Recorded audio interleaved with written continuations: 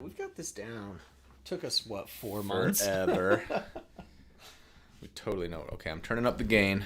Oh, yeah. Yep. I'm turning up the gain. I'm going to move this. Yep. I'll get in as close as I can and as low as I can because the... Okay, that's as low as it goes.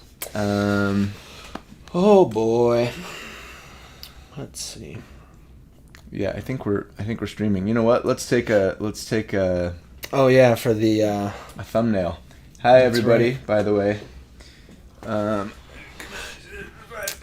you're going to see the awkwardness of how a thumbnail is made on YouTube. It's like this. Did it go? I don't know. And that's YouTube. Let's see what that looked like. Yeah, we're both like, what? When is this? How long do we have to hold this post? All right, hold on. Perfect. Let's see. Oh, I'll deal with that later. All right, let's see here. Let's see if I get the notification. Oh, I'm signed in as the editor account. I need to switch. Hold up. How's it going, everybody? Let us know how we're doing on volume. Are we okay? I know it tends to be, I tend to be a little quiet sometimes, so we try to fix that a little. And somebody tell me in the comments, you know what, let me go into Discord. All right. And say, we're live. We're live. We're ready. All right. While you're doing that, I think, and while we wait for a couple people to come in, Are we going to fight? We have to fight. We're going to fight. We have to fight. We have to start this off with controversy. It's the only way. But mainly, you cannot have the nuance needed on Twitter for this. No. So, we've got to talk about it here. Okay. So, and the thing that we're talking about is... Context. The Acolyte. Season just got canceled after one season. Yes. And there's a lot of, both sides of this thing. I'm surprised that there are sides to this thing. Mm-hmm. But there's these people who are like, yes, I'm so glad it's canceled. It was garbage. And then the other side is like, no, my favorite Star Wars in the last however long. Right. It's crazy. So how do you feel about it, first of all? Okay. And maybe we should set up that we are definitely on opposite sides of the fence on this thing. Which is surprising because usually I feel like we tend to agree most of the time on nerdy things. Yeah. So okay. This is going to take too much time. I hope you guys are okay going over today. Yeah. We're going over today. I'm just going to call it right now.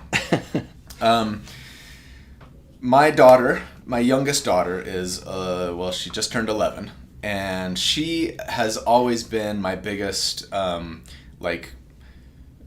she's kind of been a daddy's girl, and so whatever I like, she likes, and of course, I love that. Yeah.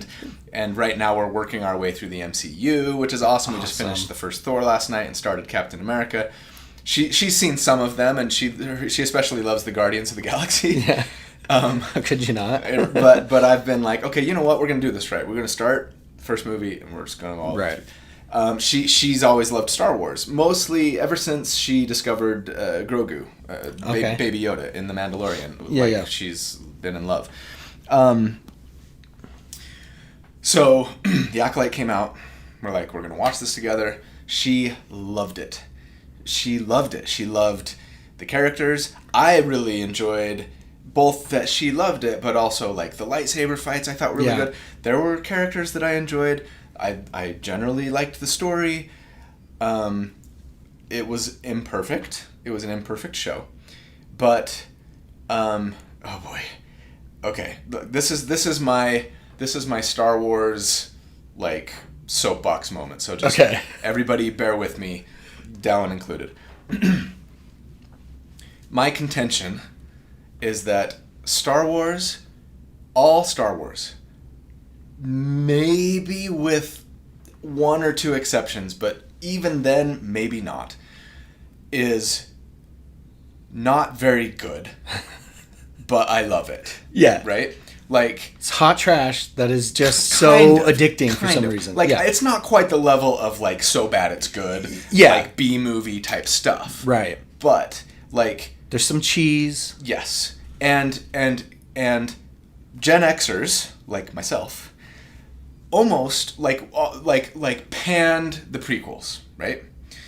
So like when those prequels came out, I'm as always like rose-colored glasses, Sure. right? And I came out of every single one of them, and I was like, that was amazing. And all of my friends were like, Jar Jar Binks, Anakin's a crappy actor, like Yeah. pod racing, you know. And I was like, well, but Darth Maul. like that was the best lightsaber fight by a mile of For sure. any Star Wars we've ever seen, right? Yeah. And like this and that, Qui-Gon Jinn was so cool, and all this stuff.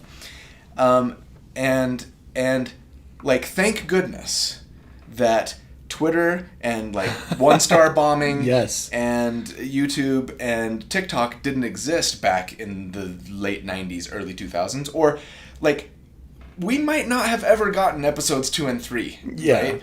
Because Star Wars fans, in my experience, and I speak of this as having a lot of friends that are Star Wars fans, Yeah. right, are the whiniest fan base in the world, right? And it's like, if it's not the Star Wars that I knew and loved growing up, then it sucks, Yeah. right? And that's what we did to the prequels. And I see that's what you guys doing, millennials, I'm talking here, to like more recent stuff. There's exceptions. I don't disagree with anything that you've said to this point. I just want to let you know that. Okay. And so now, like all of that said, I think we can both agree, and probably everybody else watching, that like there are levels of quality amongst the Sure. Star Wars that we have. Yeah. Right? Empire is probably the best movie, right? Yep. Even though I might say I like 7 more, but that's a totally different, and most people would disagree with. I loved all of Mandalorian, but the first 2 seasons were better. Book Sure. of Boba Fett was not as good, right? Like, et cetera, et cetera. I didn't love Obi-Wan. I don't think you did It was either. okay. Right? And so, like, but I just get so frustrated when I see like something come out that you know is different than the Star Wars that somebody thinks is real Star Wars, Sure. or whatever, and is like, oh, this sucks because whatever, and it felt to me, and I am perfectly willing to be wrong here. Maybe this was just me being in my echo chamber of the people that I tend to surround myself with and that I follow on social media and et cetera, et cetera. Yeah. But it felt to me like most of the people who were complaining, and especially the people who were complaining the loudest, Yeah. were like, you know, your like straight white middle class dudes. You know what I mean? Me. And me, And you. and me, right? Yeah. Just getting upset, right? They were Yeah. like, you know, and of course, they would never say, or rarely be like, there's too many women in this show, you know what I mean? But there's subtext. Or it feels that way Yeah. to me. Or, like, woke agenda, like, all that stuff. And it's just like, to me, like, I get, again, like, it was imperfect, and it was flawed, and I don't know where I would rank it on the hierarchy Sure. of all things. Star Wars, probably somewhere in the middle for me, but there was a lot that I really enjoyed about it. Yeah, there were yeah. characters that I enjoyed. There were problems, and there were things that bugged me, and the lightsaber fights were awesome, just like in The Phantom Menace, you know what I mean? And there was cool stuff going on, and above all, like, my 11-year-old little girl loved it. Yeah. And it was bonding for us, and it just felt like the 30 and 40 something white, like, straight men of the world, like, came in and were like, "Ugh," like, cancel. And I am willing to believe that there were plenty of other reasons why Yeah. it didn't get renewed, Sure. right? What's So, hilarious is I still don't that's my- disagree with like anything that you've said about this, which is funny. But we're on opposite sides of the fence on this Yes. thing. I think, plain and simple, like, hating the Acolyte is one thing, and the people who do that online are so annoying. Like, Sure. get a life. What are you doing? You're just crapping on some show. Yeah. Like, I watched the first 2 episodes, and at the end I was just like, you know, not Done. for me. Yeah. That's okay. Yeah. And just I left it. And like there were things like I would see, a story come up, oh, they ruined the kid. And I'm like, oh, what the heck? But like Sure. whatever. But the fact that it got canceled, I don't necessarily think is that, because Disney, they have a ton of data on all of their shows, all the viewership, Sure. and they're probably just looking at it purely from a business perspective and being like, hey, Star Wars is very expensive to make, probably millions per episode. Yeah. And if the show is not bringing in new subscribers, they're not keeping people Disney on the Plus, platform. yeah. I just think they're like, it's not making us Doesn't make sense not doing what we're doing, so we got to cut it. And I think it's purely that. But the people who are like celebrating it and being Yes. excited about it, I'm like, what are you doing? Yeah. Just And- knock it off. Like it's sad for the people who liked it, because Right. it could have been the show that brings in like the new generation of Star Wars fans. Right. And now that chance is pretty much gone. Yeah. So it's something we shouldn't be happy about. We should be like, man, another Disney Star Wars miss. Like, what are we doing? I think a lot of people are like, all right, this means like Kathleen Kennedy is more likely to get fired or whatever. Yeah. You know what I mean? And I don't necessarily think that would be a bad thing for Star Wars, if I'm being honest. Like, I don't. She's storied. I don't She has really tons love- of great stuff under her, but I don't really love. maybe it's time for a different direction. Yeah, I mean, if I had a magic wand, I would put Dave Filoni like in charge right now, right? But that's actually a nice segue into a point that I wanted to make, which is like Clone Wars season 1 was not very good. Yeah. Right? Like it was a kiddie show, and it felt a little it was fine, but it wasn't great, right? Sure. But like the last few seasons of Clone Wars were like Really awesome. good. I mean, some episodes especially, right? Yeah. It's like, oh my gosh, like this is hitting harder than, and it made me fall in love with Ahsoka, right? Yeah. So there was something else I was gonna say. Oh no, we're live. I'm not used to having to like. Where's the teleprompter? I forgot what I was gonna say. Crap, and I can't just pause it and then edit out the dead space. Like. I think you're right. I'm sure that you're right. I'm sure that Disney, being Disney, right, is like, well, like we crunched the numbers in the spreadsheet and we did all of our like projections and analysis, and it turns out that like the ROI on this thing is not what we need it to be, so canceled. But I still feel fairly confident that like a lot of the reason that it was a financial flop was because of all of the this isn't my Star Wars and it's woke. Yeah. You know what I mean? I would say I'm a neutral like Star Wars fan, and seeing stuff like that definitely can put a sway on you, especially if you're like, I'm not sure if I want to check this out or not, and then you see just like online like this is garbage, this is bad, Twitter says this is bad, and so you're like, well, maybe I'm not going to check it out. My son, who's 17 now, grew up with like I watched Star Wars movies with him all the time. He loved them. We watched the Clone Wars together. Loved them. We went when the sequels, when 7, 8, and 9 came out. We went like opening day together. And loved them. He now is 17, and all that entails of being like both hyper cynical and like constantly online. Right? Sure. Never watched The Acolyte because the minute, like, from the moment I was like, hey, like, Ivy, his little sister, Ivy and I are going to watch The Acolyte. You want to watch it with us? You know what I mean? Because like, that was the discourse. Exactly. Like, well, this, this and this is all the things that are wrong with it. Like, he had a list. He's like, oh, well, they screwed this up and they changed the canon and this actress is stupid and they did these things that were dumb. And I'm like, you haven't even seen the show. Like, just like get off YouTube, freaking YouTube. Get off your TikTok. Like, just sit down and watch the show and formulate your own opinion about it. Yeah. Like, it's like all the decisions about the show had already been made before it even had a chance. Right. And I definitely can see that. Right. Which is unfortunate, but okay, sorry. Like, I wonder how many like platinum members have now like unsubscribed or left membership of the channel because they're like, no, you're wrong. Star Wars. Star Wars does suck. Disney's the worst. Oh, I just think that I've become jaded, and I hate being jaded. I don't like to be a jaded person, and Disney, Star Wars, and Marvel for that matter have made me like. And maybe, like, I still haven't seen Deadpool and Wolverine, so maybe there's some, It's awesome. there's some glimmer at the end of that tunnel. I think everything's awesome. So whatever. Everything is awesome. Yeah. Oh, so maybe let's jump over. The chat has been going crazy. Let's see here. So they love the Solo movie, says David Sharp. Solo. See, that was one for me that was like near the bottom. Yeah. Even though I still liked it.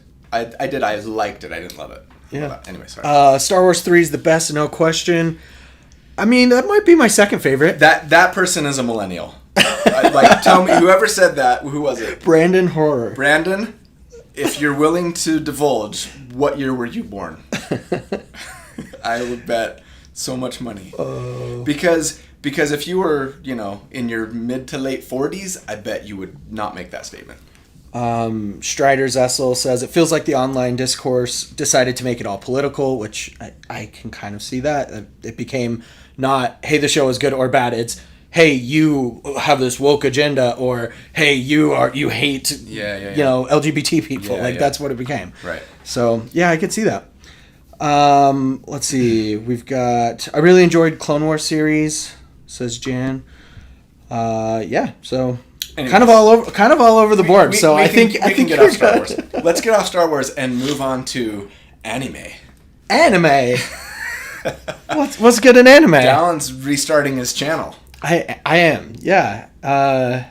I've found a new format that I think works really well, actually, and I don't see a ton of people doing it. Cool. And so I think there's kind of an avenue there. So yeah, next week will actually be my first video, which is just going to be a review of a show that I think everybody's just missing out on, like going way under the radar. And I know from like an algorithm perspective, it's probably better to talk about the really popular things. Sure, but sure. I just want to give this thing like a little like, here's the audience for you, if I can. Give it a and little so lift. so it's awesome. So this is a kind of almost out of left field question, but have you ever, because we both like to play video games. Yes. I don't play that much, especially these days, but you've never played, have you, any of the, I don't even know, Hoyoverse, like Genshin Impact, Honkai Star Rail? I haven't. And that kind of surprises me. Knowing that you both love video games and anime, like... Yeah, I don't know why. I think I still have like a ego thing about it. Be like, I'm not going to play an anime game. Like, I don't know. I'm for sure like have no shame or pride around whatever. I think I was inoculated from that by playing D&D in junior high. Sure. When you're like at your most vulnerable, you're just stripped down, of being a nerd and just being like, I don't care. Like, I love to play this geeky nerdy game, and I don't like. I'm happy to talk to people about it, and they might make fun of me, and like that's fine. That's fine. Yeah. I'm not a huge anime fan, as you know. I've watched several series. I enjoy it. Some of what I've seen, and some of it I just go, ugh. It's too whatever. But all of my old World of Warcraft guildmates who I have developed a lifelong friendship with, and we stay in touch. We've got a Discord server that we share. We've met up in person a handful of times. Anyways, some of them in particular are really into anime and love all of these games. Sure. And so they got me to play Genshin Impact a few years ago, and I was into it for a few months, and then eventually I burned out and left. And they now have me playing Honkai Star Rail. Okay. And I'm like, I'm in. I'm like embarrassingly in. I'm like, oh, my waifu's in. Like, I'm like that, that bad. And it's pretty fun, I think. It's a turn-based. It's very reminiscent of like a JRPG. Okay. Final Fantasy almost. Sure. Like, it's turn-based combat. But like the graphics are so good. The animation quality, I think. Yeah. The characters are great. The story, it's a pretty decent story. I'm a couple 3 hours in probably is all. Exploring this universe but mostly I'm just there to try and like get all of the prettiest anime girls on my team. That's how you win. So that I can beat up all of the bad guys. And I did not. I've been going to bed way too late lately. Staying up, indulging in my whatever that aspect of myself is. So we have not yet even talked about anything D&D. Yeah. And by the way, sorry to jump back. I didn't get my channel name. Mr. Rogers Reviews Everything. Yeah. That's where you can check me out. Mr. Rogers Reviews Everything. But it's just anime. So you could probably I need to do a logo where it's like everything cross off anime, like slapped over, like, something like that. A rebranding. So let's get to some carryover questions that we didn't get to last time, because I always feel bad when we have some carryovers. Okay. So this is from Ben Core over on Discord. What do you think about the near future of supplements? Do you think the next of everything, I'm assuming Tasha's Cauldron of Everything, will focus on updating all the new subclasses and races, species that didn't make it into the player's handbook, plus some brand new options? More or less exclusively player options? Because I'm guessing most of the optional features from Tasha's and Xanathar's will be carried over into the new PHP and DMG. Do you think it'll take 3 to 4 years this time, or less? That's a good question. I really hope that they focus on player options primarily, especially for the first several years. Like the Wild Beyond the Witchlights and the Candlekeep Mysteries of the world are fine, but like I think the audience size is smaller, so it seems to me like it's in WotC's best interest to, you know what I mean? People want that good, like, stuff they can get their hands on and dissect it. I'm sure that they'll put out the Artificer, like, in the first book, whatever that is, a revamp of that, and hopefully, you know, some new subclasses, or definitely some updates to, you know, the Alchemist and the, brain. The Armor's pretty good. Battlesmith's pretty good. Alchemist super weak, I think, and the other one, D&D Beyond. Oh gosh, dang it! I hate being live. Anyways, as far as like, you know, are they going to come out with Bladesinger in a book and give them updates, or any other? Oh, I'm getting some sun, a little sun. Got like a little patch, whatever. Or, you know, the Purple Dragon Knight, or you know, the whatever other subclasses. Honestly, after seeing like what they did with, say, Artillerist. Thank you, the Artillerist. Yes. After seeing what they did with the Psy Warrior, the Soul Knife Rogue, the Mercy Monk, right?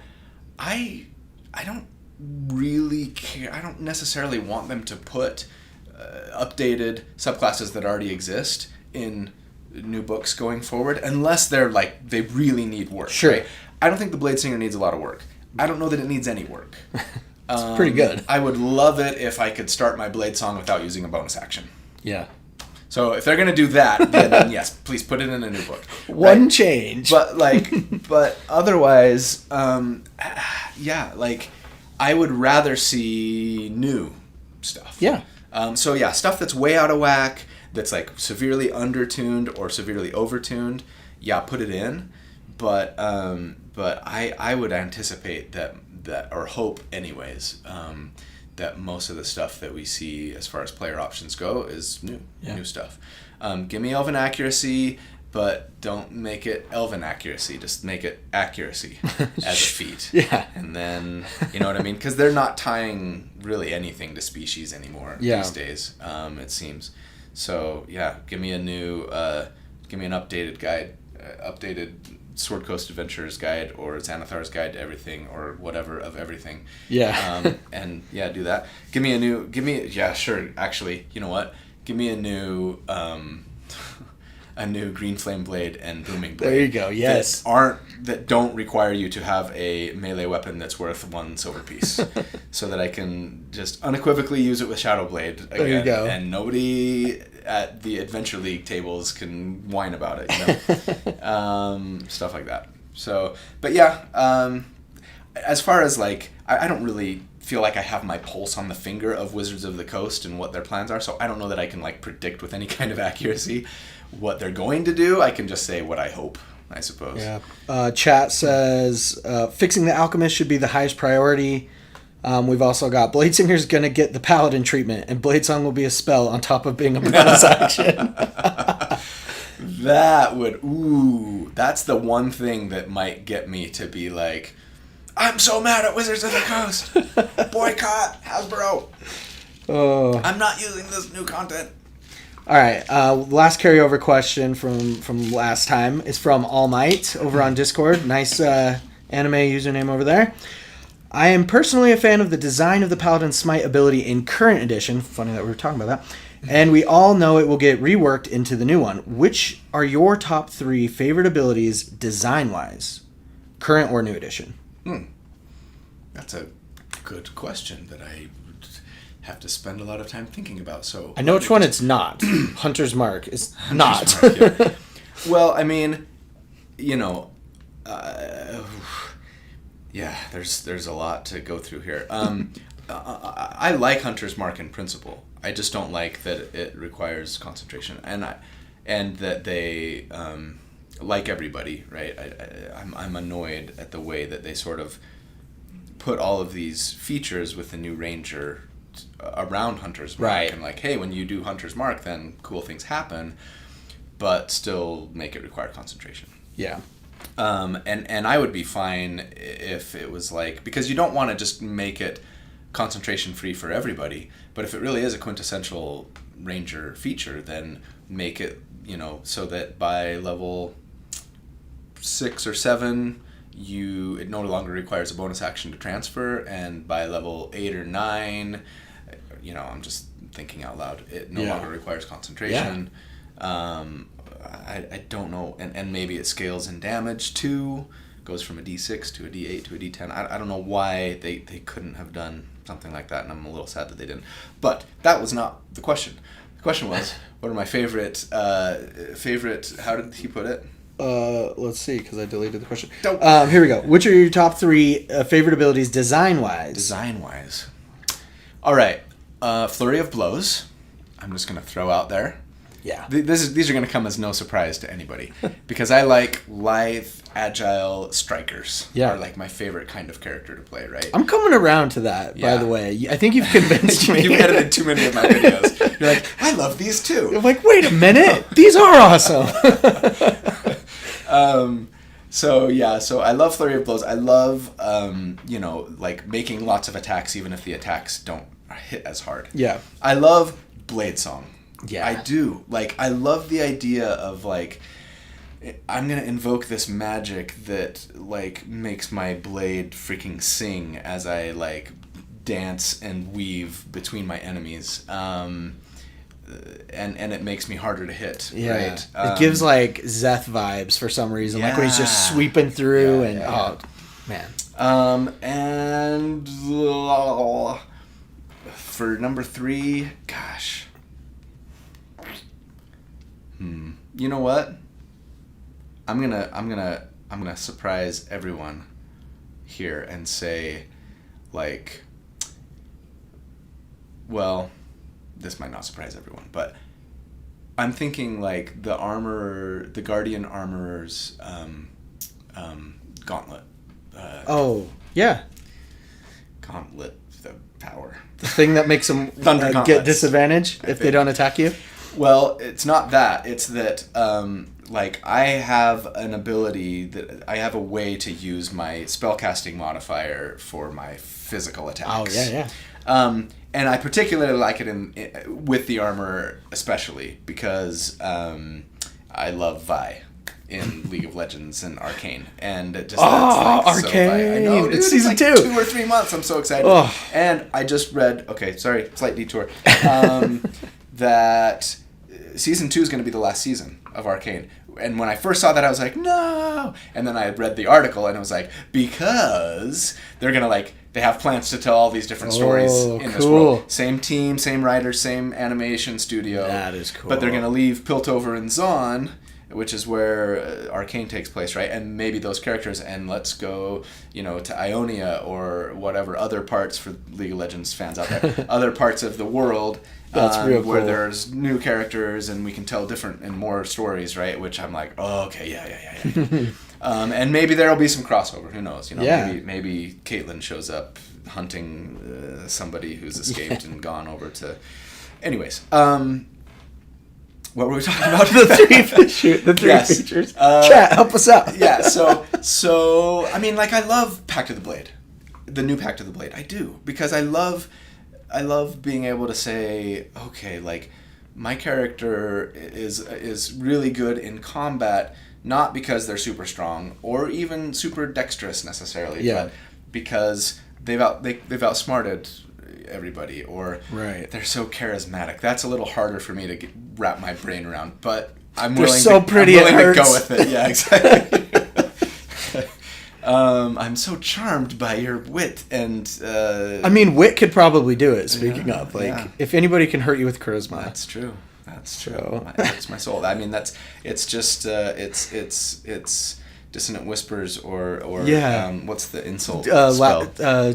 hideous laughter. Tasha's hideous no, laughter. no. Oh, vicious mockery. Thank you. I've been staying up too late with my waifus lately. My brain is not working as well. Oh man. Yeah, I think I like meta magic a lot. I think that's a really unique feature to sorcerer, and Enhanced it's spells. so fun. Yeah. To be able to just be like, you know what? No, I'm twinning this spell this time, or like, you know what? I'm gonna make Well, sure I sculpt no, it and don't no, hurt you're anybody. not. Not anymore. You're not. Yeah. Twin spell sucks. Sorry, old meta magic. But you're doing lots of other cool things. You're enhancing it in other fun ways. Yeah, that's a good one. I also like with fighter being able to have the battle master maneuvers. I think that's a really cool feature. Weapon masteries might be my favorite thing to come out of 2024, other than monk buffs, I guess. Because like everybody wanted battle master to just be baked into the fighter class, right? And they kind of did that, but gave it to more than just fighters. Yeah. And it's really fun. The build that I just got done recording today, which, by the way, is like the new baseline. So that's going to be next week. Valor Bard, the Valor Bard's coming out, where we expose Conjure Minor Elementals for the ridiculousness that it is. You definitely gonna want to watch that one. and- It's pretty wild. And then today I recorded out in 2 weeks, a week and a half, whatever, the new baseline. And there really is this ability for maybe fighters in particular, I think, now to be like I've got a weapon for every situation. Sure. You know what I mean? And that's cool. And it's like, well, like for these levels, like this kind of fighting is better, but then when I hit this level, I'm going to switch to like these other weapons, Right. because now I'm going to do more damage with this. And also because of the way weapon masteries work, and fighters in particular can be like, okay, I can glaive with this, I can graze with this glaive, or, you know, once you hit a certain level, actually I can slow with it instead, or sap them, or push, or whatever. It's just, I like that sort of almost Swiss Army knife kind of feel. Anyways. Okay, so let's go on to some new questions. And to be fair, in the Discord, you said, ask me anything. Yes, I did. So Exaltia wants to know, what is your stripper name? I think it's Big DPS, but you can choose your own. Wait, why PS? DPS. Oh, geez, I'm stupid. That's good. That is good. I mean, I thought, like, isn't there a formula? It's like your first pet, and then like the street that you grew up on. Something like that. Yeah, I think I saw that floating around. If that's it, then it's Jackson 1150 East. Utah has boring street names, people. Jackson 1150 is pretty cool. Jackson Like, 1150. what does it mean? It's so mysterious. Yeah. Yeah, I don't have that, but I mean, Critlander could work, right? Well, no, that's too niche. Big DPS. Oh, that's good. Okay, Samantha Vimes is asking, have you looked over the various online discussions of problems with 5.24? On this topic, do you think that WotC should handle problems like these, the online Discord, is using sage advice healthy for the game, or should they update and clarify these in the books themselves? Okay. This was a big question, and I actually did see this one ahead of time, and I'm glad, because I followed the Discord. I clicked on the Discord and I read through everything. Yeah. And there's a lot there that obviously we don't have time to go into. all of it, but and most of them I kind of knew about, and it's sort of in the Sure. zeitgeist amongst like other D&D YouTubers, and we chat. Some of them were like, oh, I hadn't thought about that, but I guess maybe I'll give a general answer. When it comes to, you know, things like, oh, well, you can weapon juggle now, and like you can make an attack with one weapon, and then you like stow it before making an attack with your next weapon, and then on the third one, then you can pull out another weapon and like make an attack with that, and then with weapon masteries and blah blah blah. And I'm just like, or a big one is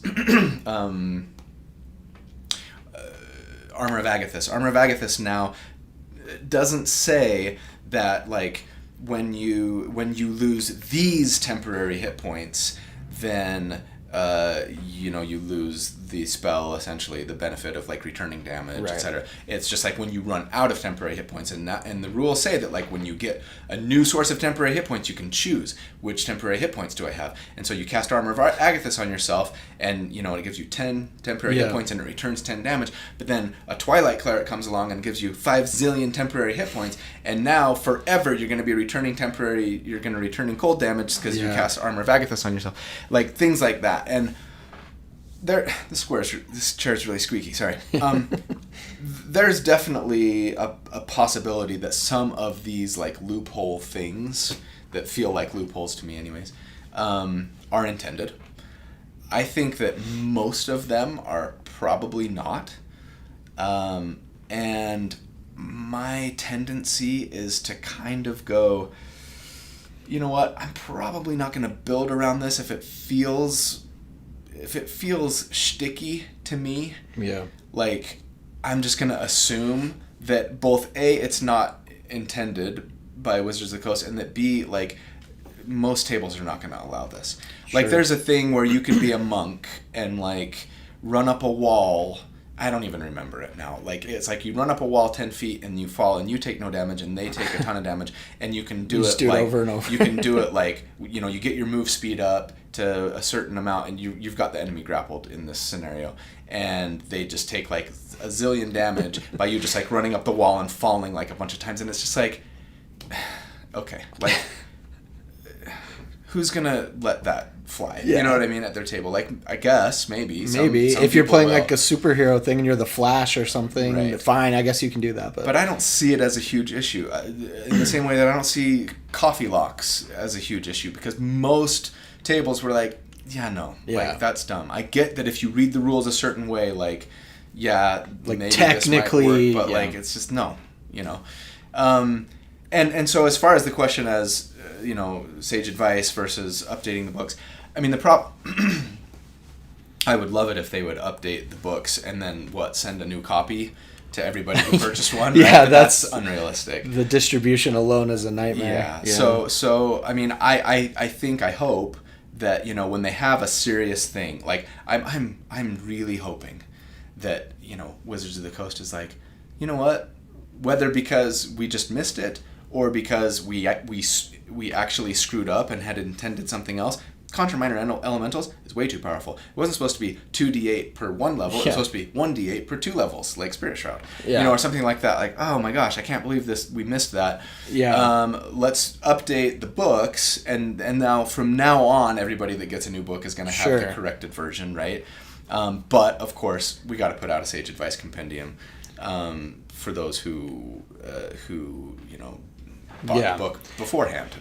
Do you think the Sage Advice Compendium is a good thing for D&D? In the chat, Mezcla saying that Sage Advice is stupid. Having one person's view dictate a ruling is awful.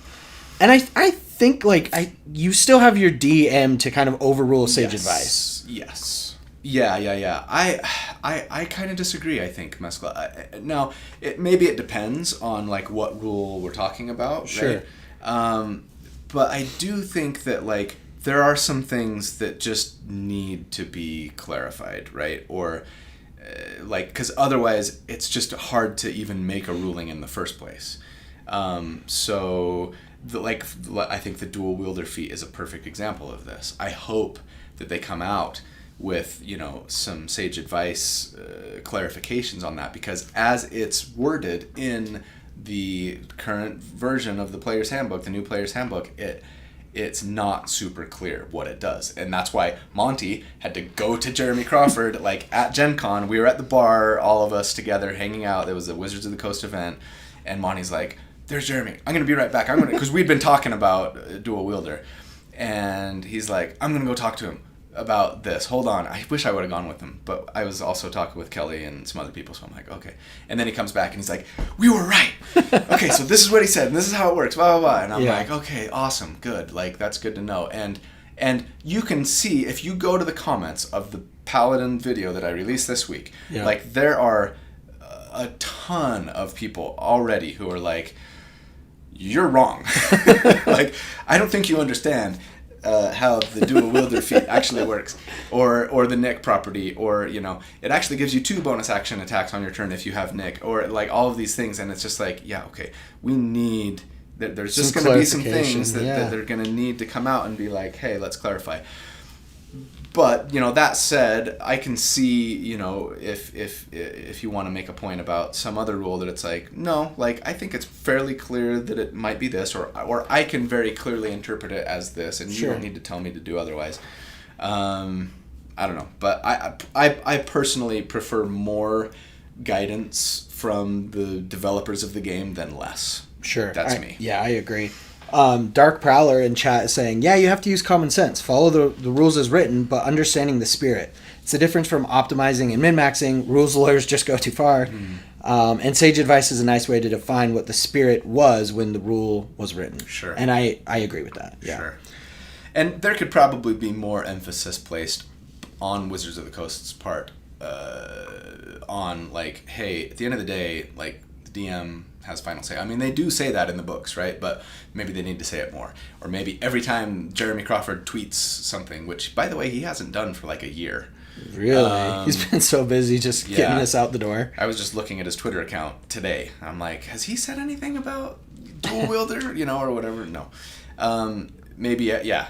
If you could do more characters in Twitter anyways, there could be just like a standard caveat. Like, at the end of the day, like, what your DM says goes, but when we did this, our intention was blah, you know, or whatever. Andreas from Discord says, Colby, are you making a change at this point to how you'll do DPR calculation? I think you mentioned assuming +1, +2, +3 weapons at higher levels. Don't know if Pact of the Blade can use... sorry, I don't understand that part of the question.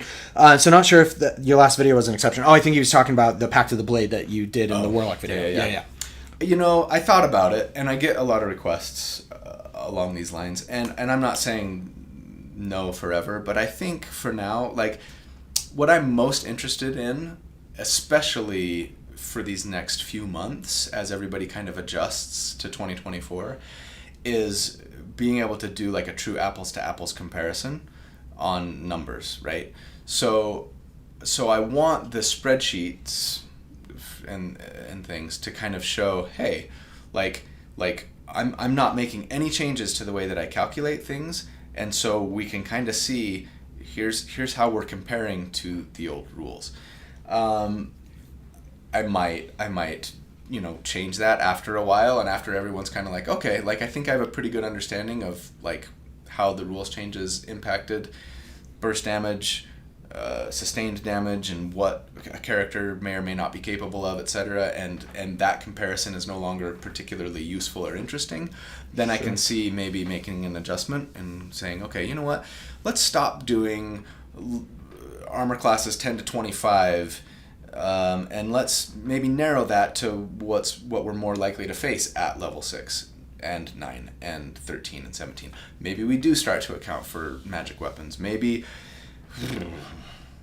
the thing that I don't want to do, but that part of me feels like I should, and people always get mad at me about, is like, maybe we say, you know, when we're doing sustained damage numbers, this is what this character would do over a combat encounter that lasted 4 turns, right? So that we could maybe make a better accounting for things like setup rounds, right, et cetera, et cetera. So yeah, like, I think about that kind of stuff a lot, and then I go, I don't have the time or brain power to deal with it. And I am very interested in kind of seeing that apples to apples from 2024 Sure. to 2014. Yeah, if you mess up that data set, then it's not going to really Right. compare as well. I want to go back to something that we totally missed when we were doing our Star Wars debate, I guess you could call it. Yeah. Steven Saul asked a question, and thanks for the $100, Steven. Thanks, Steven. Will you have early access to the 2024 DMG, and what do you think of the rules for Bastions? I have not been told that I will. I also would not be surprised if I got it. I guess that's Sure. what I'll say. But WotC has not been in any kind of communication with me, anyways, about, hey, we're also going to send you, a preview of the DMG. So we'll see. I do love the Bastion stuff. I remember when I was playing like my very first character in my first campaign, back when I was 13 or whatever, and we'd been playing for a while, and our characters were getting pretty powerful, and we had a lot of money, and our DM was like, hey, do you guys want to like build a castle? And I was like, What? yes, Of course. I do. I so want to build a castle. I spent I feel like I spent like a month with like mapping out You get, like, everything that it would look blueprints. like, and like you could put traps and like hire guards and like all So of cool. these things, right? And I was just like I was way into it. I don't know that we ever like did anything with it in game, you know what I mean? Like we might have gone there once in a while or whatever, but I just loved the idea of having like a stronghold, right? Yeah. So yeah, I think it's really cool, and I love that they've got like mechanical stuff in there that actually would be like beneficial for your character potentially, right? So it's more than just like a cool role play idea, but it's like, oh, like this might actually be good for us, and like we might get some sort of like benefit, some mechanical benefit from. And then as a DM, you having can this like Bastion. raid the castle. Yeah, exactly. It's so awesome. Yeah, and have a siege warfare combat encounter Yeah. or something. I don't know. And you just gotta wait and then get your mount. You get your fine steed or whatever, and paladins. You Yeah. charge out there. Yeah. Just recreate the two towers. Yeah. Oh man, that'd be a good time. Yeah. Okay, so Thundercat over on Discord says, I've been seeing a lot of negative things about what Hasbro is doing to monetize D&D in the future. Many of these things came out at Gen Con. What are your thoughts on this? Yeah. Did you hear anything about the way that they were monetizing D&D going forward? First of all, I should probably put in a big caveat here that I don't generally like. I don't consume a lot. I think like I've talked about this before. I don't consume a lot of like content for D&D outside of just like what Wizards of the Coast themselves put out, their own YouTube channel, and I don't even watch all of that, but like I'll watch some or maybe read an article on D&D Beyond. And then like some of my closest like fellow D&D content creators, but I don't watch every video of anybody, right? Yeah. I'm probably watching Chris's stuff and the Dungeon Dude stuff more than anybody's, but even then like I might just catch snippets or whatever. I definitely don't spend a lot of time. Oh, I got to be careful here. Like watching videos that say like, oh, like the scandal has gotten worse. The really like reactionary type. Yes. Yeah, and I'm not like whatever, like people got to make a living, and if that worked for them, like I'm not here to throw anybody under the bus. Sure. But that's like, you guys know me, like that's just not me. Yeah. And like I don't have the time either, you know what I mean? Or I choose to spend my time elsewhere. Sure. So that said, like I haven't heard a ton of like terrible things that Hasbro's doing to like ruin D&D or monetize it or microtransactions, et cetera, et cetera. I hear that word being thrown around. I haven't seen any examples of what they're doing to add microtransactions aside from D&D Beyond. Isn't buying the additional books to microtransactions? Yes. Like that's already the model. I know that they've got their VTT coming out, and I'm assuming that like I see where they're there going. might be an upcharge for like features on that. You want some tokens, you got to pay Right. $5 for the token pack. Right. I could see that, but like isn't that a service to you? Like I don't know. I would see that as something if I was a DM, I might be willing to pay for just to have, hey, this is easy, it's all in one place. Yeah. I guess it depends on what you want to get out of it and if you want to spend money on it or not. And I don't think you can have a lesser experience by not either. Yeah. I'm a fairly, and hopefully this doesn't turn anybody off, and I don't want to talk politics, but like just for background purposes, I'm a fairly liberal person in my political views.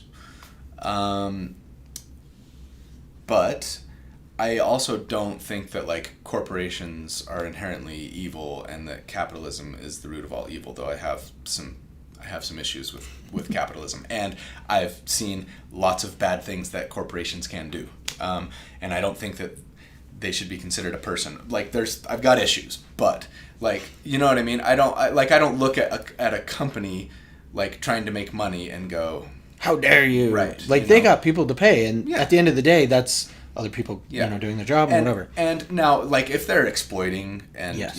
and I know that Hasbro's got some black eyes, and I'm not ignoring that. But I also kind of feel like, Monty says this really well. He's like, D&D doesn't belong to Hasbro, it belongs to us. Yeah. Do you know what I mean? And like if they're gonna come out and be like, oh, for an extra $5 you can blah blah blah, like I'm perfectly capable of going, I don't want that or need that. No thanks. And but it also doesn't bother me that they do that. Well, and if it does bother you, just speak with your wallet. Just don't buy. Yeah. That's the biggest way to let a company know that you don't like what they're doing. Will and I from D&D Shorts went to lunch, and Will definitely, for those of you who follow Will, he tends to fall a little, we don't necessarily see eye to eye on this kind of thing, and I respect his opinion, and he's a really smart dude, and I like him too, he's a friend. We went to lunch when we were at Gen Con and had some conversations around this, and you guys probably saw his video that he put out. He and Chris, Treant Monkey, kind of said, well, he almost called Chris out a little bit. He probably wouldn't put it that way. I think Chris would. That, where he was like, well, Treant Monk says that you can just, don't like make a choice with your wallet. And also, like, we got to support the little people at Wizards of the Coast who deserve to get a paycheck and are great. And Will's like, yeah, but that's problematic because blah, blah, blah. And, like, I'm happy to have that conversation, like, over a deep dish pizza, face to face. It's not a conversation that I want to have, like, over Twitter. Right. You know what I mean?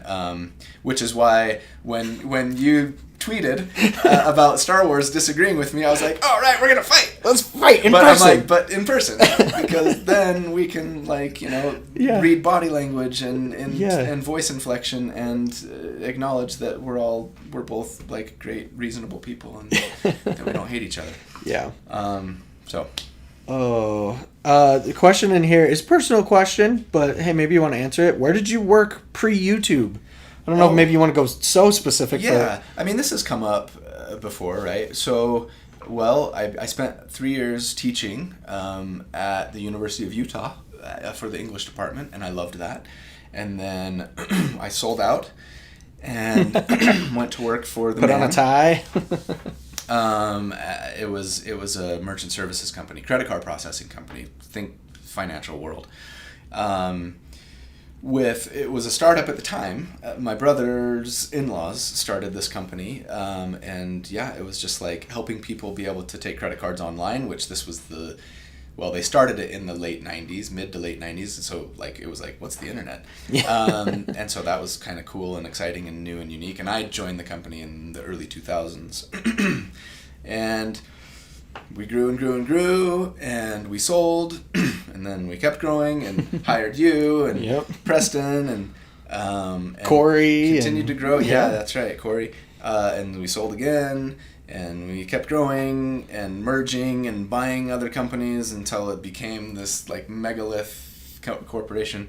And eventually I just kind of got to a point where I was like, well, I started the YouTube channel right kind of at the tail end of all of that. I mean, because I was there for 17 years. Wow. Mostly doing like sales management and business development. And anyways, as kind of I didn't start as an executive, but I suppose by the end I ended up there. But I started the YouTube channel in 2020, and in 2022 it had gotten to the point where I was like, I think I could just do this full time. Yeah. Peace out. And I quit. But it was an amenable thing. I'm very good friends with the CEO. He's like a father figure to me, and so yeah. So here we are, doing living the dream, and my brother's still there. And every time we talk, he's like I'm so jealous that you're not here anymore, and I'm like, I'm so happy I'm not there anymore. So anyways, back over to Discord, we've got Polar Bear says, are there any of your previous any of your previous builds that you'll be testing out, doing the math on, with 5.24? Yeah. Is that what we're calling it now? Does it have an official, has Twitter decided what it's called? I don't think so. I think a lot of people still want 5.5, and frankly, I think if I could just choose, that's probably what I would choose too, but I know that Wizards is resisting that, and so I feel like because they're resisting it, it might not stick. Yeah. And maybe it won't matter what they want, and enough of us will just start calling it 5.5 that's what it will be. Yeah. And I'm okay with that. 5.5 is just easier to say, and there's precedent already. I don't know why they're so resistant. Because then it will make people feel like it's not backwards compatible, and they're like, no, it is. Yeah, or they'll be like, oh, 3.5 was terrible, so 5.5 must be terrible. But 3.5 wasn't terrible. I know, but it spawned Pathfinder. Anyway, what was the question? What question did Polar Bear? Any of your previous builds that you're going to test out with the new rules? I mean, okay, so I get this a ton, and I'm definitely planning on revisiting all my old favorites eventually, and the most popular ones, right? I mean, Bladesinger's got to be at the top of that list, of course, and other fun things like your cheese graters and your whatevers, but I think it might be a minute, because I think I and probably most viewers, I would think, or at least new viewers, if I want to capture new viewers, would be most interested in the stuff that's new, right? I think I feel like it might be a mistake to do Bladesinger 4.0 or whatever before I do Dance Bard 1.0. Sure. I might make an exception for the Bladesinger because it's the Bladesinger. But otherwise, yeah, I got to do a new 4 Elements monk, right? And ooh, yeah. That's probably going to be what I start working on next week, I think. I want to see what the best ranged weapon using character that I can build is, because it's significantly changed, right? Yeah. And I feel like not only am I really interested in that, but I think my audience is going to be I want to know this too. And if it's not as bad as we think, then please tell me. Because I want to play. How can I make this work? Yeah. Yeah. So new Beastmaster Ranger. I mean, all of the hubbub around Rangers and how they're pigeonholed into Hunter's Mark and how problematic that is, which I kind of agree with. But also I want to know. Well, okay. I mean, what do the numbers look like? Yeah, exactly. If we do this as best we can, maybe we look at it and go, okay, well, I don't love having to use Hunter's Mark, but this freaking hits like a truck. This is awesome. You know what I mean? Yeah. And if that's the case, I want to know. So yeah, I think the focus on the stuff that's changed the most first, maybe with a slight detour into Bladesinger because I gotta do it. But yeah, we'll see. Awesome. We've got a question on backgrounds. So last video you picked kind of just one of the ones that exists there that kind of met the things you were looking for. But when the DMG comes out, there's custom background rules. Are you going to use them for your builds going forward? That question is from Andreas. I think it'll have to depend on what the verbiage looks like, in the DMG. That said, already, and you did a great job in editing and pointing this out, I think, in the video that just came out this week with the Pally, because you showed the text and you circled the part where it says, this is what it says. There is a little box text on, I think it's page 38 of the New Player's Handbook that's look, if you're picking an old race, do these things. If you're picking an old background, do these things. And it very clearly lays out, if you want to use an old background that's not here in this Player's Handbook, you can. Just assign your ability scores to whatever you want and pick whatever origin feat you want. Yeah. Now, the only problem is that there are going to be some tables that are like, we're only using the new player's handbook. You can't use old content. And in that case, it's problematic, right? Yeah. So, yeah, I mean, I think I'll continue, at least for the near term, to be like, look, if you can, do a custom background or pick an old one, and then do whatever you want with your ability scores and your origin feat. If you can't, like, here's one or two backgrounds that you probably want to take. Sure. Over in chat, we've got, are Colby Awards an annual event? I think so. It was such a fun. Yeah, that was so fun. And like, so I've been doing ranking my builds videos since the first year. Well, I guess since I started the second year, whatever. Since my 1 year anniversary or thereabouts. It wasn't necessarily an anniversary thing. Yeah. But all it really was just a look back, like, and the spreadsheet's gotten too crowded. And when you try and graph everything, it's all those lines just look at like one big meshy glob. So I have to like create a new tier so that I can give them a little breathing room. And that was fine, and it was a fun little kind of walk down memory lane. But the Colby Awards were way better. Especially not because of anything I did.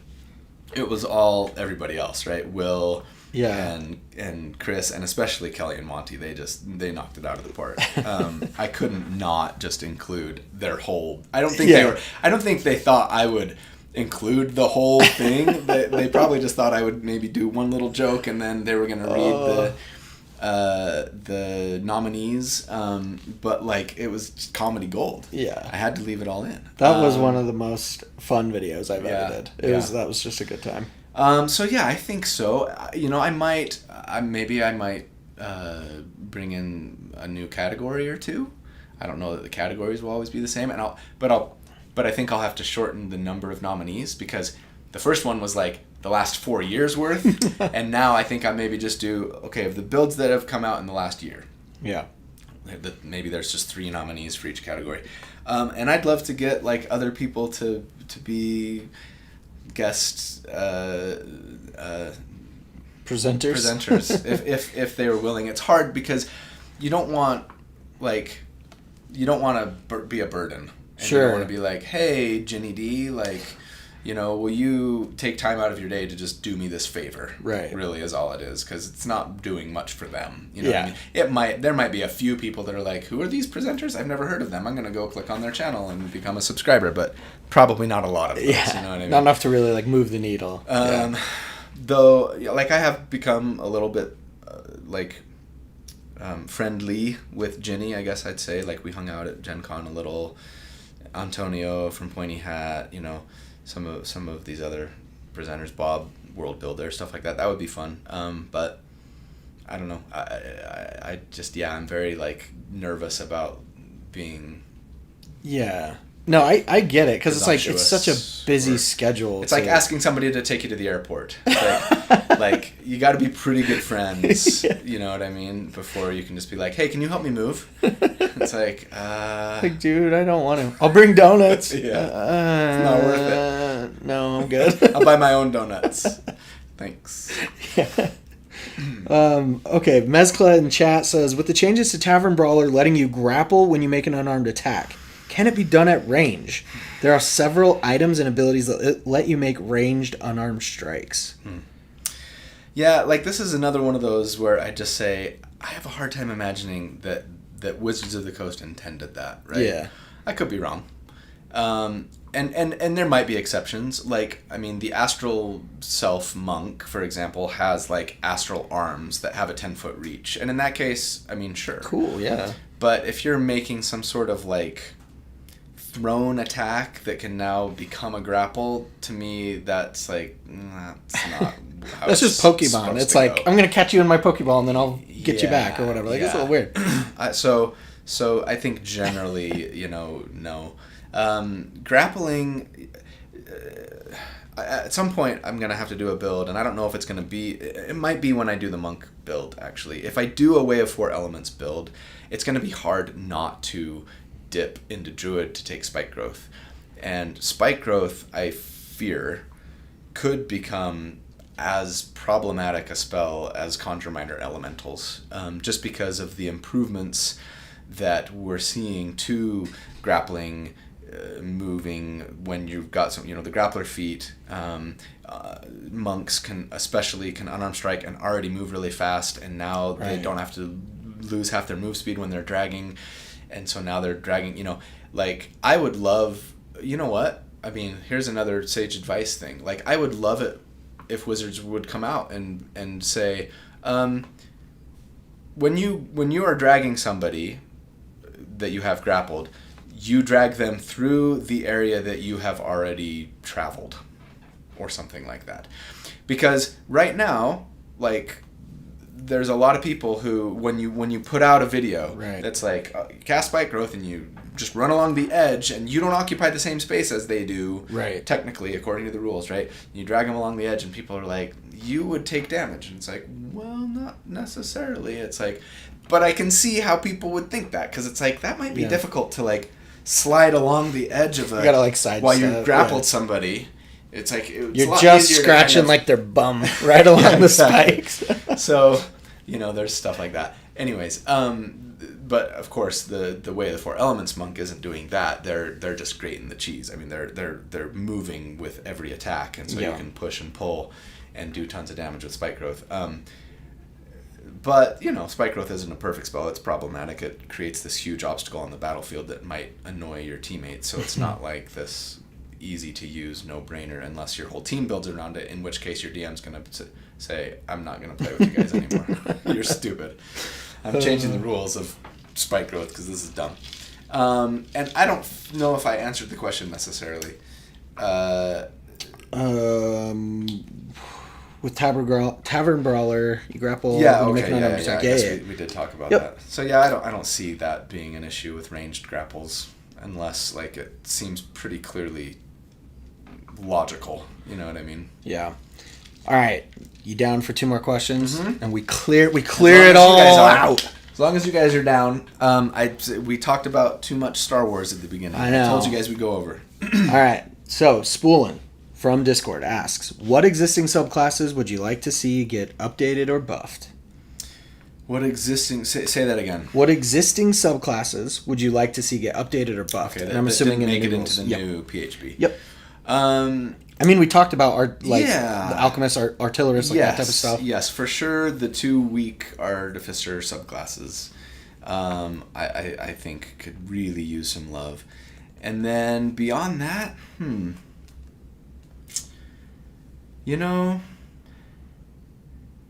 I would love to see, and maybe this is too much. I would love to see this is not the question, I would love to see a new sorcerer subclass that had martial capabilities. Pretty much every other full caster has that. Yeah. But sorcerers. Now, I mean, arguably, war cleric, maybe not, because... clerics, maybe not. They can wear good armor, they can be beefy, but they don't get extra attack, right? And druids, maybe the same thing. But, I would like to see... okay, so maybe I'll say that. I want to see an update to War Cleric. It's too late now because they're already in the new PHB, but give them extra attack at level 6. Yeah. And bring either Wildfire Druid or, like, Spores Druid in, give them an update, and, like, give them extra attack. And maybe, I don't know, Shadow Sorcerers or a new Sorcerer subclass. I like... And maybe that would be a mistake because spellcasters are already better than marshals. So maybe let the marshals be the marshals, right? And I get that. And if that's the argument, fine. Then in that case, you got to take away Valor Bards and Blade Singers, because now they're just, like, too good, right? So it's like, I just kind of feel like either, like, you already opened give that the door option to everybody or take it away from everybody if we're really concerned about, that marshal caster divide or whatever. And this is me just thinking off the cuff. I don't want them to take away Blade Singers or Valor Bards for that matter. Anyways, Blade Singer, I would be nervous. I would be nervous about Blade Singer going in because I would be worried that they would nerf it. and then I would be mad. So it's like, if I could get a guarantee from Wizards of the Coast that they won't nerf it, then yes, give me an updated Bladesinger, please. Yeah. Um, Well, and if they do, you'll know, and the spreadsheets will tell the truth. Yeah. And you can go to Wizards and be like, look what you've done to my boy! Yeah. You've ruined him! I mean, a Kensei monk, a more weapon-focused Kensei would be cool. Give him weapon masteries, you know what I mean? Because monks don't have it, and that's lame. I would like to see that, and or a samurai, or maybe just merge those into one class or subclass. Yeah. Samurai is cool from a concept standpoint, I think, but they just kind of executed it a little weak. Yeah. And maybe last but not least, let's say, there's so many. How about some kind of firearm specialist, and maybe that's an artificer subclass. Ooh, maybe that's the artillerist, right? Where they're like, don't give fighters gunslinger, make the artillerist a gunslinger. That would be real cool, like some flintlock fantasy. Yeah, that'd be awesome. Last question, Chachi33. What current class changes are you going to try? Oh, sorry, I'm totally slaughtering this. With current class changes, are you going to try more single class builds or stay multi-class route for builds? Yeah. And I think we kind of can see a trend with your at least couple of videos that have come out. Yeah. That said, I start multi-classing in the Valor Bard, right? So I do get a lot of people saying like, hey, do like a straight class build for every class, and then that'll be like a baseline of sorts for like what the class is capable of or something like that. And then we can compare, is multi-classing really better, things like that. And I get that. Also, I don't think I have the patience to do like 12 builds that are like, here's the best straight class that I can do for this. And also, that's super subjective. Like, what are you building for? Like, is that a question? Right. Like, are you saying build the best sustained damage dealer you can build for every single straight class? Or, because, what's the best cleric, right? Right. It depends. Are you trying to be the best healer, the best support? Like, what are you doing? And so, I'm just not super interested in, trying to establish some sort of, straight class baseline, only because I think there's the question as to what constitutes a baseline is not a static thing, right? It depends on what you're building for. Okay, straight class wizard. Well, most people would probably argue, the best straight class wizard is somebody who's going to just lock down the enemies on the battlefield. And I could do that, but it feels boring to me to go, I'm going to build the best controller that I can that's only a wizard, and then a few weeks later go, now I'm going to take a 2-level sorcerer dip. It's just it's basically the same thing, but you might get a little, or whatever. Right. So I do think that that there will be more straight class builds. Yeah. Probably. But also, there are fewer... there's a lot less content for me if I'm trying to hold myself to straight class builds, because it's you know what I mean? So yeah, I think maybe early on especially you might see more of them, but I can already see myself, because in the video that I recorded today was not a straight class build, although I do talk about what that might look like in the final thoughts, right? Yeah. Maybe it's time for the 3 for me, 1 for you. Yeah, and I have I did a straight class rogue assassin, and then a straight class Gulak, and then a straight class vengeance pally. I don't know that I want to do a straight class. I don't know, I don't want to go through every single subclass and be like, okay, I'm gonna build the best straight class wild magic sorcerer, and then the best Fey Wanderer Ranger, and then the best... Right. There's only so many weeks in a year of you making videos before you're just eventually... And it ends up with a lot of overlap. Yep. It's the best thing that I could do for this warlock is the same thing that I did for the last warlock. They just have a few different features and some different spells, or whatever. So, yeah. I think you'll see more of them, probably. but I think I'm still gonna always look for ways to like, oh, if I could just take a couple levels of this, then it really enhances the build or whatever. Right. So yeah. All right. Well, that's all the questions. Are we done? I think we're done. 4:26. We just a little over. 10 That's minutes. like what? That's That's not not bad. All That was right. all the time we talked about Star Wars. So Yeah. that's all good. Okay. Well, thanks, man. Yeah. Thanks That's for fun. hanging out. It's It's always always so a good fun. time. Yeah. You guys are the best. I love you. Thanks for the questions. And if you didn't catch this live, then hopefully you caught it on the recording. And I don't know why I'm saying that, because regardless, if you're watching this, you either watched it live or on the recording. But yeah, like thanks for the comments. Thanks for the contributions. And I guess we'll see you guys next time. See ya. Have a good one. Go here and stream. No.